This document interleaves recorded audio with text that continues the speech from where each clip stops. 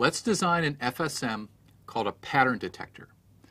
A pattern detector monitors the input and outputs a 1 whenever a specified input pattern is detected. And in our example, we're going to output a 1 whenever 111 is detected on the input over 3 back-to-back clock cycles. Now we're specifying this to also detect overlapping patterns. So for instance, if we see 1111 on the input, then we'll have 11 on the output. We'll detect both of those 111 sequences. So we have one input in and output out, and reset causes the FSM to start in an initial state. And in our state diagrams, we're not going to show the clock input, but of course it's always there. Now let's build the state diagram for our 111 pattern detector. Let's start with an initial state. We'll call that init. And in our initial state, that's where we're starting from, our output is going to be 0. We haven't seen any inputs yet at this point. Now reset, we said that reset causes us to go into our initial state, so let's draw that as an arc and label that reset. Now let's look at the transitions, the arcs from state to state in our initial state when we have the different values of our input.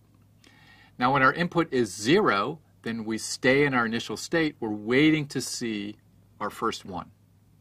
When we get our first 1, when we have an input of 1, then we're going to transition to our second state, and I'm going to label that with a descriptive name saying got 1. That means I got a pattern of a 1. Now in this state, my output is still 0. I've only detected 1, 1. And let's look at now how we transition from the second state. Now if my next input in the next clock cycle is a 0, well then I've got to start all over again. So I go back to my initial state as shown by this transition here. If I get another 1, a second 1 in a row, then I go to my next state and we'll call that got 1, 1. So I got 1, 1 in the input. Now here my output is still 0 because I haven't seen 3 1s yet, so let's label that here. Now let's look at the transitions out of this third state. Again, if I get an input of 0, well then I've got to start all over, so I go back to my initial state.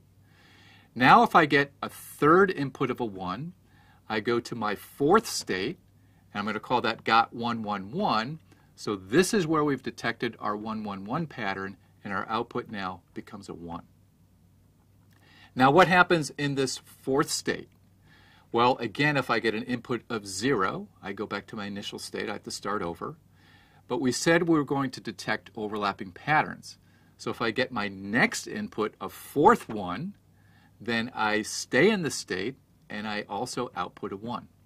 And so long as I keep getting 1s, I'm detecting those overlapping patterns, I'm going to get an output of 1.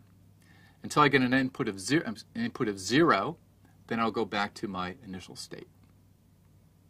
Let's review our FSM design procedure. Well, we've done steps 1 and 2. We've determined the problem statement, the inputs and outputs. We've drawn our state diagram. Now, how many D flip-flops do we need? Well, we have 4 states, so we need 2 D flip-flops to represent those 4 states. Now let's move on to step 4, where we're going to implement the combinational logic for the outputs in the next state.